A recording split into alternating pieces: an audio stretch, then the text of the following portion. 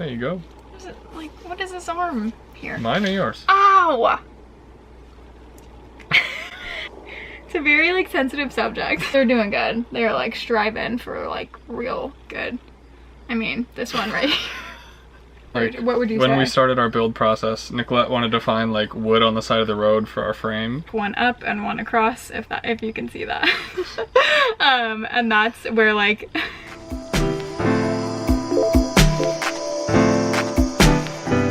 Hey guys, welcome back to my YouTube channel. This is Michael. Hi. Hello. If you're oh jeez, Slubby, you can't do like this because it's gonna move the whole camera. Hey guys, welcome back to my YouTube channel. Start over. You're doing a weird face. Okay. Okay, for real this time. Hey guys, welcome back to my YouTube channel. Yeah, I missed it. I'm Nicolette.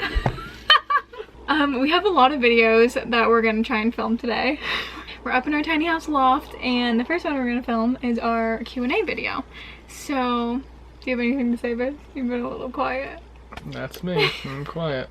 If you move that freaking camera. So I went to Instagram, asked people to send in some questions, and now we're just gonna go through them. Are you ready, Sounds Biz? good. Okay. The first one says, do you think you'll stick to tiny houses throughout your marriage with possible kids? Do you want to answer this one? Sure. Okay. Probably not. When we built our house, we had in mind to live in it through until when I was done with law school, which was 2 years here in Berkeley, and 3 years wherever law school is. And then that's probably where we're gonna stop living in it after that. And then when we have a family and such, we don't plan on having kids in here. Oh yeah, so basically, yeah, we just built it to get through school. Yep. We will never sell it. Like, we always want it to be part of our lives. We'll never like, be able to sell it. It's just like we built it with our own hands, you know? Yeah. So I don't think we could ever sell it, but we do eventually one day.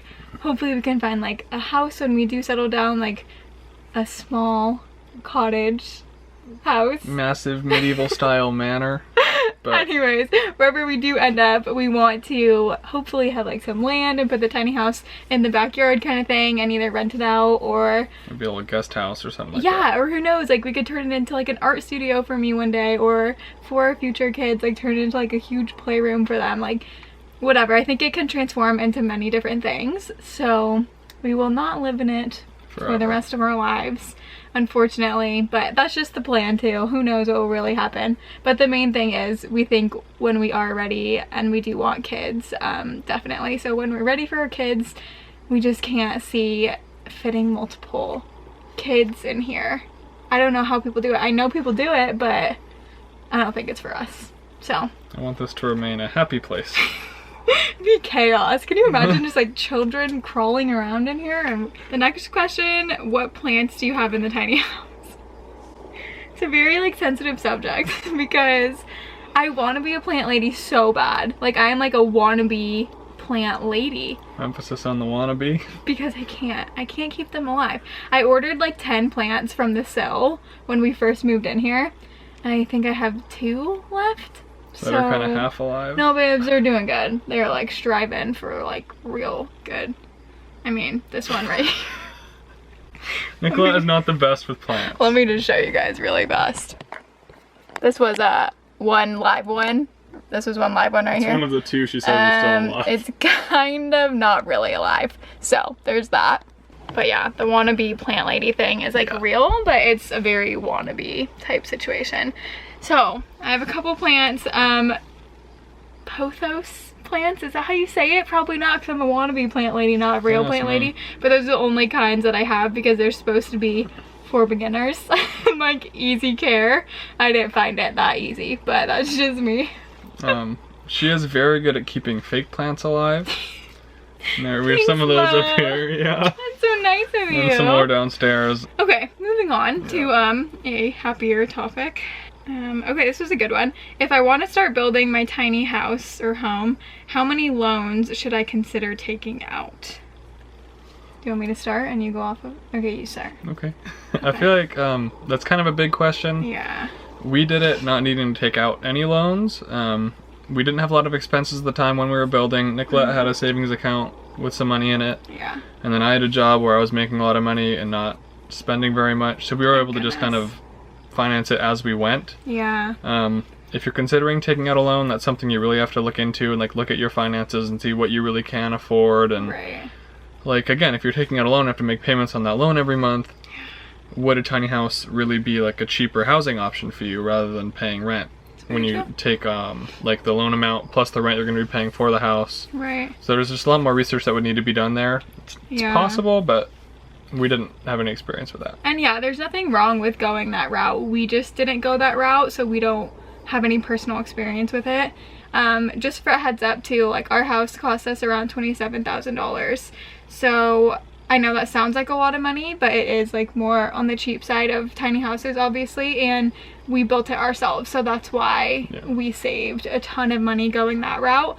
But I do see that like if you're gonna buy a tiny house, like I don't think a lot of people have 50 to 80 grand just like sitting around. So I mean, we didn't have 27,000 sitting around either. No, it's not like you have to write a big old check at the beginning. No. Like, you know, that was just materials, so it's as we go, we're spending more and more, and it added up to 27,000. Roughly. But we didn't have that all at once either. I guess that's our best as good as we got for that question. Like we said, we don't think it's a bad option at all. It just wasn't on the table for us, so we didn't go that route. Okay, next question. Wow, this goes hand in hand. Your budget process for the home. We really want to get serious about planning. So basically, I think we just kind of answered that. Yeah, I had a big savings account which paid for the trailer, which is a huge cost like up front. So you do kind of like have to have that money up front. What did our trailer cost? Like 7,000? 7? Yeah. So my savings account paid for that right away, which was really nice. And then we had a little bit more of my savings account that we started on. And then like we said, thank goodness Michael had a job where he was making really good money. So, and I also had my job. So like as the money was coming in, that's what we were using. Another answer to that question, like budget wise, is like, I don't know, I guess just some tips to throw it out there. Like we bought things from Habitat for Humanity and from like secondhand places. Like we bought one of our windows from Facebook, sell your stuff kind of thing. So we definitely didn't like, we didn't, how do you describe, like, it's not like we used all. That's this thing, you know, save where you can. Save where you can. That's a good It's also important to know where not to cheap out. That's very, like, what would you say? When we started our build process, Nicolette wanted to find like wood on the side of the road for our frame. I wanted to make it like as recycled and like reusable as possible, but Michael shut me down on that. We had to make a deal where everything structural would be new and all the cosmetic stuff she could get all fancy with. But, that's true. That's true.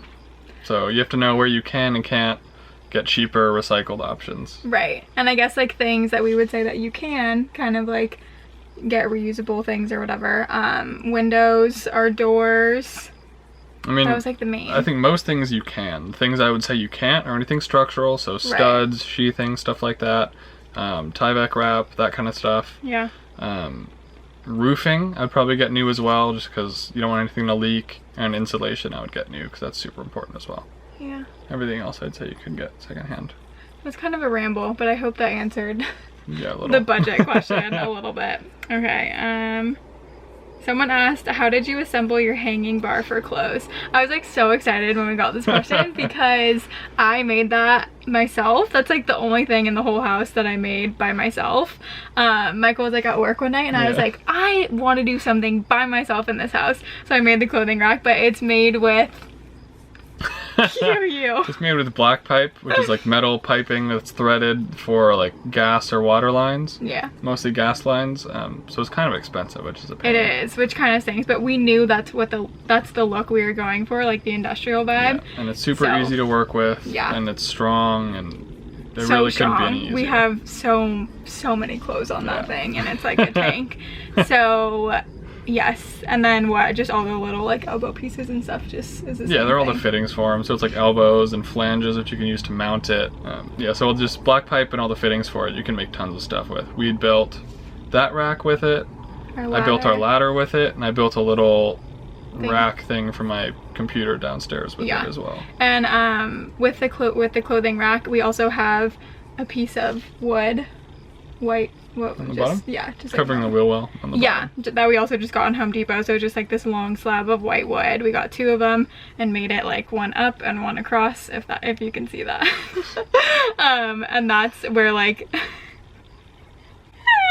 And that's where our shoes go and the rest of our clothing and stuff. I'm sure I'll put a picture like up here or something, but it's like sturdy and stable, and all of our clothes are on that clothing rack, and we completely love it. So that was a fun thing. Okay, someone said, if I remember correctly, the parts for the frame was pre-cut. How does one go about getting that done? Our framing was not pre-cut. It was all just standard sizes. Yeah. So all the track came in 10-foot lengths, the studs came in 8-foot lengths. For our walls, we used 8-foot studs, and we designed that intentionally so we wouldn't have to cut every single stud. Because if you go with the metal studs, cutting it is a pain. You need like a special grind saw, and it's not a whole lot of fun. It's totally doable. Yeah, I mean, we did it. Yeah, it's definitely more of a pain than cutting wood. Yeah. So yeah, everything was stock size for us. We could design around that a little bit. We had to go crazy cutting the rafters, cut every rafter, like angle cuts till it could like go flush to the I-beams. We have an A-frame roof. Oh my gosh. So it was a lot of cutting, but like you don't have to avoid cutting. You just need like a special saw blade, and then it's totally doable. Yeah, perfect. Then the next question, did you build the tiny house on a construction site? If so, how does that work? So we were really lucky and built on private land. Friends of friends, whatever. We were really lucky, and we built at a place that had like a fully equipped shop, and we got to use a lot of their tools. So it wasn't a construction site per se. There were no like other active projects at the time, but there were people there who knew what they were doing if we had questions, and lots of tools. We still use mostly our own tools, but for bigger tools, like the grind saws and stuff that we wouldn't want to buy or were too big or cumbersome, we could use all their stuff, which was super helpful. So if you have access to a site like that where you can get tools, it's great, but an active construction site isn't really necessary and not what we use. Yeah, and it's really just like asking around, like asking friends and family if they have it or like know anyone who has tools like that, because the normal person doesn't just like have that in their garage. So like we said, we got really lucky, but it's definitely doable. You just have to not be afraid to ask for help, I think, is the main thing. Yeah. Okay, and the last question is, do you have any regrets about building your house yourself or about living tiny in general? Wow, that's a big question. But short answer, no. Like, we don't have any regrets about any of it, which is amazing. About building the house ourselves, not at all. That's like the only way that we were going to do it.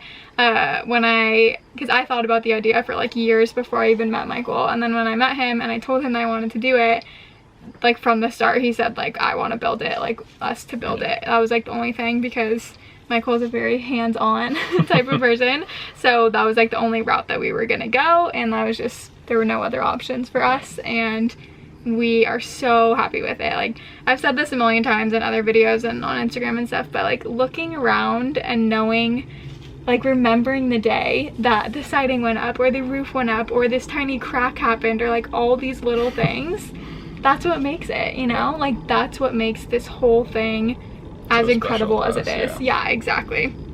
So definitely no regrets about building it.